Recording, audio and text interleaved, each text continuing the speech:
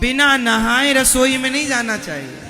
आजकल तो ये माताएं, कुछ माताएं ऐसी होती हैं, बिना नहाए शौच कर लिया, शौच के बाद बिना नहाए घर में घुस रहे हैं, किचन में रसोई में घूम रहे हैं, राम राम, पूरा अपवित्र हो गया।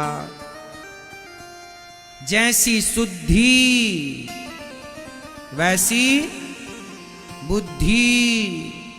आप बिना नहाए रसोई में गई, भ्रष्ट हो गया। कहते हैं जैसा खाए अन्न वैसा रहे मन। आपका अन्न यदि दूषित हो गया तो मन दूषित हो जाएगा। तुम्हारे बच्चे भी खा रहे हैं, कल उनका मन दूषित हो जाएगा। आजकल के बच्चे रास्ते पे, गलत रास्ते पर चल रहे हैं, क्यों? मन गंदा है। क्यों? क्योंकि अन्न गंदा है। तुम बिना नहाए रसोई बनाती हो? नहीं मेरी मां, रसोई अपने आप में एक मंदिर है। रसोई क्या है? रसोई क्या है?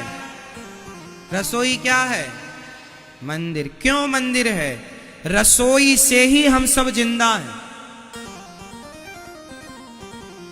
रसोई मंदिर की तरह है, इसलिए रसोई में रात में जूठे बर्तन नहीं रखने चाहिए।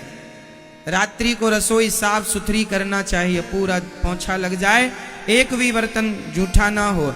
आजकल तो काम वाली बाई आएगी तब बर्तन धुलेगी, इस चक्कर में रात भर बर्तन धरे रह जाते हैं।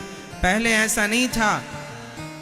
रात्रि को भोजन बना, बर्तन धुल के बिल्कुल साफ सुथरी होकर रसोई, क्योंकि रसोई अपने आप में मंदिर है। लक्ष्मी का, अन्नपूर्णा मां का रसोई में वास होता है। तो रसोई में आप शौच करके आए हैं और घुस गए। यहां तक कि आपके बच्चे, आपके पति, आप सभी लोग गृहस्थी ध्यान दो। आप सब लोग लघु शंका जाया करो तो 4 कुल्ला किया करो, हाथ मुंह धोला करो, तब शुद्धि होती है। आप लघु शंका गए और हाथ मुंह नहीं धोला तो आप अशुद्ध हैं। और शौच करने के बाद तो नहाना चाहिए। पूरा ना नहाओ तो अर्ध स्नान कर लो, कपड़े गीले कर लो वो सारे जो पहनकर शौच के लिए गए थे, है ना, और फिर शुद्ध होके फिर रसोई में जाओ। बच्चों को भी यही संस्कार दो, क्योंकि आज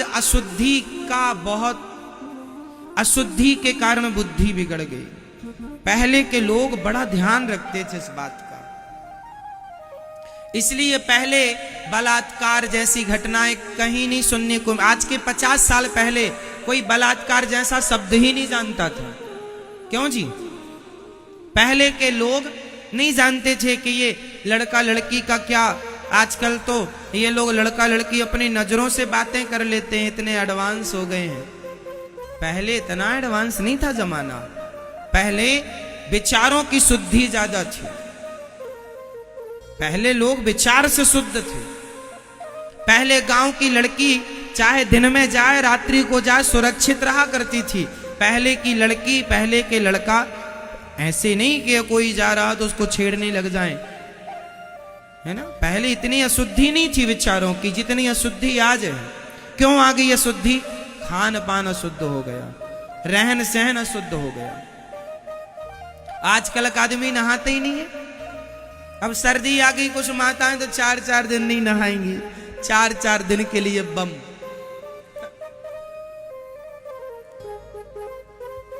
ये दास अनिरुद्ध 12 महीने हम 2 टाइम स्नान करते हैं, एक सुबह और एक कथा में आने के पहले। कथा में आने के पहले भी स्नान करके ही आते हैं, बिना स्नान किए कथा में नहीं आते। इसलिए क्योंकि सब लोगों को स्पर्श करते रहते हैं दिन में, आप लोगों से मिलना मिलाना होता रहता है। तो कथा में आने के लिए, क्योंकि हम अशुद्धि में कथा सुनाएंगे तो हमारे विचार अशुद्ध हो जाएंगे। हमारे विचारों में वो अशुद्धि प्रवेश कर सकती है। हमारे विचार, हमारे थॉट, हमारी बुद्धि अशुद्ध ना हो जाए, इसलिए शुद्धि का ख्याल रखना होता। अब कुछ लोग मानते हैं इससे क्या फर्क पड़ता है, मानो मत मानो, प्रभाव पड़ता है। गंदगी जहां होगी वहां मच्छर होंगे।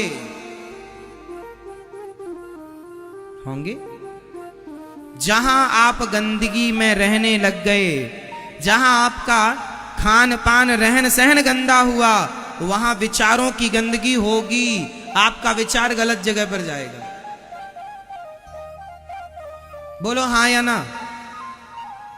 और आप सवेरे जल्दी नहाते हैं, पूजा पाठ कर लेते हैं, तो आप दिन भर के लिए पॉजिटिविटी से भर जाते हैं, अच्छे विचारों से भर जाते हैं।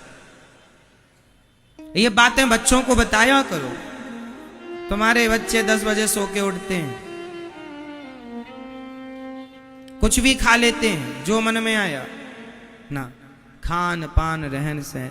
तो आज से कितनी हमारी माँ बहन बेटी भाई बुजुर्ग ज्यादा बूढ़ा हो गया है, तो आप भले ना नहाओ, हाथ पांव धुल लो, बूढ़ा बहुत ज्यादा हो गया, उनके लिए दोष नहीं, बच्चे बूढ़ों को दोष नहीं।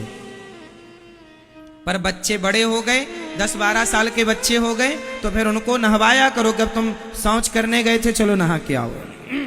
10-12 साल के बच्चों से नियम चालू कर लो। समझदार हो गए हैं बच्चे, अब चलो नहाओ। ठीक है मेरी माँ। तो आज से कितने लोग शुद्धि का ध्यान रखेंगे? बिना नहाए रसोई में, अब कुछ माताएं बच्चों को बिना नहाए टिफिन बना देती हैं। अब सवेरे जल्दी बच्चा जाता, महाराज जी 7 बजे गाड़ी आ जाती है। अब सवेरे हाँ, बच्चे को आप 7 बजे, तो आप जल्दी उठ लो ना मेरी माँ, थोड़ा जल्दी सो जाया करो, 9 बजे सो जाया करो, 10 बजे सो जाया करो, और 5 बजे 5:30 बजे जाग जाओ।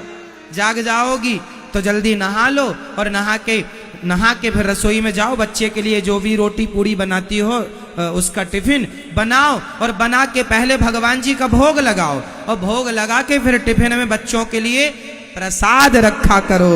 वो प्रसाद खाएंगे तो ज्यादा अच्छा हो। थोड़ी थोड़ी तो देखो बदलना पड़ेगा आचार विचार, रहन सहन। अब वो कुछ भी चला आ रहा है, बिना नहाए जाकर बच्चों का टिफिन बना दिया, फिर मम्मी जाके सो गई, फिर उठी मैडम 10 बजे, तो 10 बजे उठी, और 10 बजे उठ के पहले भोजन बनाया, फिर खाया, फिर जाके नहाई मैडम। ऐसा चल रहा है। अब तुम्हारे हाथ का कोई साधु पानी पी लेगा ना, उसकी भी बुद्धि भ्रष्ट हो जाएगी। ऐसे राक्षसों के हाथ का कोई पानी पी ले, इसलिए पहले के साधु संत, पहले के समझदार लोग सबके हाथ का पानी भी नहीं पीते थे। जात पात से लेना देना नहीं है, आचार विचार का लेना देना है।